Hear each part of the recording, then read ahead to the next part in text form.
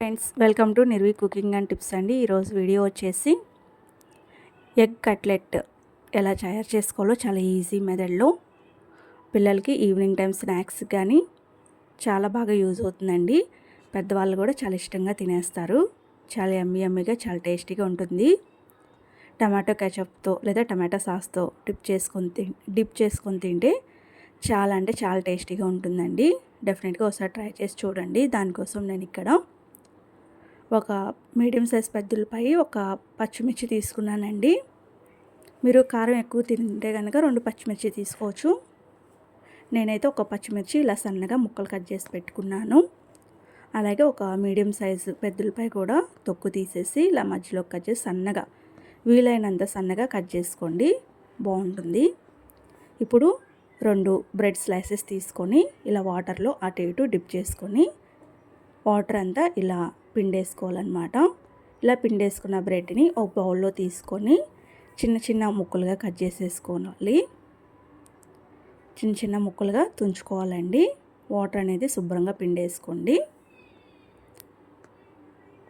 ఇలా చిన్న చిన్న ముక్కలుగా చేసుకోవాలన్నమాట. ఇలా చిన్న చిన్న ముక్కలుగా చేసుకున్న తర్వాత నేను 2 బాయిల్డ్ ఎగ్స్ తీసుకున్నానండి. 2 బ్రెడ్ స్లైసెస్కి 2 బాయిల్డ్ ఎగ్స్ సరిపోతుంది క్వాంటిటీ అనేది. 2 ఉడికించిన కోడిగుడ్లు తీసుకొని ఇలా మనం తురుముకునేది ఉంటుంది కదండి, అలా సన్నగా తురుముకోవాలన్నమాట. 2 కోడిగుడ్లు కూడా ఇలా మంచిగా తురిమేసుకోండి. ఈ కట్లెట్ అనేది చాలా టేస్టీగా ఉంటుందండి. డెఫినెట్గా ఒకసారి ట్రై చేసి చూడండి. మీ పిల్లలు మళ్ళీ అడిగి మరీ చేయించుకొని తింటారు. అంత యమ్మీగా అంత టేస్టీగా ఉంటుందన్నమాట. పద్దాక కట్లెట్ అంటే బయటకు వెళ్ళి కొనే పని లేకుండా ఇలా రకరకాలుగా చేసుకోవచ్చు. ఎగ్తో చేసుకోవచ్చు, పొటాటో ఇంకా ఇలా రకరకాలుగా చేసుకోవచ్చు అండి కట్లెట్. ముందు వీడియోస్లో నేను రకరకాల కట్లెట్స్ కూడా ఎలా తయారు చేయాలో నేను చూపిస్తాను. ఈ వీడియో మాత్రం స్టార్టింగ్ నుంచి ఎండింగ్ వరకు స్కిప్ చేయకుండా చూడండి ఫ్రెండ్స్. స్కిప్ చేయకుండా చూస్తేనే నేను వేసిన ఇంగ్రీడియంట్స్ అన్నీ కూడా తెలుస్తాయి. ఏమీ స్కిప్ చేయకుండా మంచిగా వస్తుంది అన్నమాట డిష్ కూడా. ఇక్కడ నేను కొంచెం కొత్తిమీర కూడా తీసుకొని ఇలా సన్నగా కట్ చేసుకున్నాను. ఇప్పుడు మనం బ్రెడ్ ముక్కలు చేసి పెట్టుకున్నాం కదండి, ఆ బౌల్లో ఎగ్స్ కూడా తురుముకున్నాం కదా, దాంట్లోనే సన్నగా కట్ చేసిన ఉల్లిపాయ ముక్కలు, పచ్చిమిర్చి, కొత్తిమీర అన్నీ వేసేసుకోవాలి. ఇలా అన్నీ వేసేసుకొని బ్రెడ్లో కొంచెం తడి ఉంటుంది కాబట్టి, ఉల్లిపాయలో కూడా కొంచెం తడి ఉంటుంది కాబట్టి కార్న్ఫ్లోర్ వేసుకోవాలండి. ఈలోపు నేను ఇక్కడ ఉప్పు, కారం, జీలకర్ర పొడి, మిరియాల పొడి 1/2 స్పూను, జీలకర్ర పొడి 1/2 స్పూను, కారం మీ కారానికి తగినంత 1 స్పూన్ తీసుకున్నాను నేనైతే. ఉప్పు తగినంత వేసుకొని ఇప్పుడు 2 స్పూన్లు కార్న్ఫ్లోర్ వేసుకొని చక్కగా మనకి కట్లెట్ షేప్ వచ్చేంత వరకు కలుపుకోవాలన్నమాట. చూసారా, ఇలా ముద్దగా రావాలి. చక్కగా కట్లెట్ షేప్ మీకు ఏ షేప్లో కావాలంటే ఆ షేప్లో చేసుకోవచ్చు. నేనైతే ఇక్కడ రౌండ్ షేప్లో చేసుకుంటున్నానండి. ఇలా బాల్స్గా తీసుకొని ఇలా రౌండ్ షేప్లో చేసుకుంటున్నాను. ఉల్లిపాయలు అనేది చాలా వీలైనంత సన్నగా కట్ చేసుకోండి, లేకపోతే ఇలా ఒత్తుకునేటప్పుడు విడిపోతూ ఉంటాయి అన్నమాట. ఉల్లిపాయలు కొంచెం పెద్దగా కట్ చేసుకుంటే. ఇప్పుడు దీనికి కోటింగ్ కోసం నేను ఇక్కడ 2 స్పూన్లు మైదా తీసుకున్నానండి. మైదాలో కొంచెం వాటర్ పోసుకుంటూ ఉండలు లేకుండా మంచిగా స్మూత్గా కలుపుకోవాలి. చూసారు, ఒకేసారి పోయకుండా వాటర్ అనేది కొంచెం పోసుకుంటూ ఉండలు కట్టకుండా బ్యాటర్ అనేది ఇలా చేసుకోవాలి.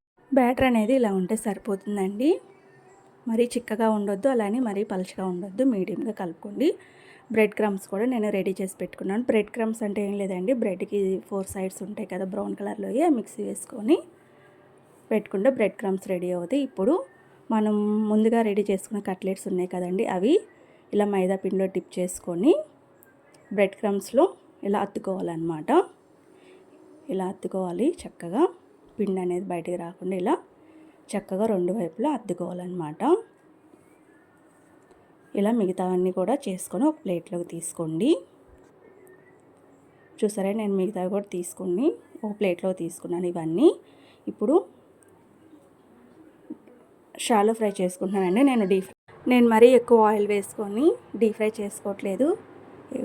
షాలో ఫ్రై మాత్రమే చేసుకుంటున్నాను అనమాట. డీప్ ఫ్రై అంటే బాగా మునిగేంత వరకు వేసుకోవాలి కదా ఆయిల్, అలా వేసుకోవట్లేదు అనమాట. షాలో ఫ్రై అయితే సరిపోతుంది, చక్కగా వేగుతాయి అనమాట ఈ బ్రెడ్ కట్లెట్స్ అనేవి, ఎగ్ కట్లెట్స్ అనేవి.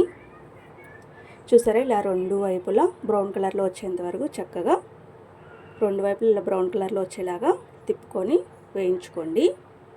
మంచి కలర్లో వస్తాయండి. అసలు క్రిస్పీగా, పైన క్రిస్పీగా, లోపల స్మూత్గా చాలా బాగుంటాయి. టమాటో కెచప్ ఆర్ టమాటో సాస్తో తింటే చాలా యమ్మీగా ఉంటాయి అన్నమాట. వేడిగా అయితే చాలా అద్దరిపోతాయండి. అసలు టేస్ట్ చాలా బాగుంటాయి. డెఫినెట్గా ఒకసారి ట్రై చేసి చూడండి, మీకు కూడా నచ్చుతుంది. మిగతావి కూడా నేను ఇలా ఫ్రై చేసుకొని ఒక ప్లేట్లోకి తీసుకొని టమాటా కెచప్తో ఇలా సర్వ్ చేసుకున్నానండి. మీకు ఏ షేప్లో, ఓవెల్ షేప్లో కానీ ఏ షేప్లో కావాలంటే ఆ షేప్లో చేసుకోవచ్చు కట్లెట్ అనేది. ఇక్కడ నేను తుంచి చూపిస్తున్నాను, చూసారా, క్రిస్పీగా పైన లోపల చాలా స్మూత్గా ఉన్నాయన్నమాట. పిల్లలు డెఫినెట్గా ఇష్టపడతారండి. ఒకసారి డెఫినెట్గా ఇలా ట్రై చేసి చూడండి. ఎగ్ డైరెక్ట్గా తినని పిల్లలకి ఒకసారి ఇలా ట్రై చేసి స్నాక్ ఇలా చేసి చూడండి, డెఫినెట్గా ఇష్టపడతారు, మళ్ళీ చేయమంటారు కూడా. ఈ వీడియో కనుక మీకు నచ్చినట్టయితే please like, share and subscribe. Thank you.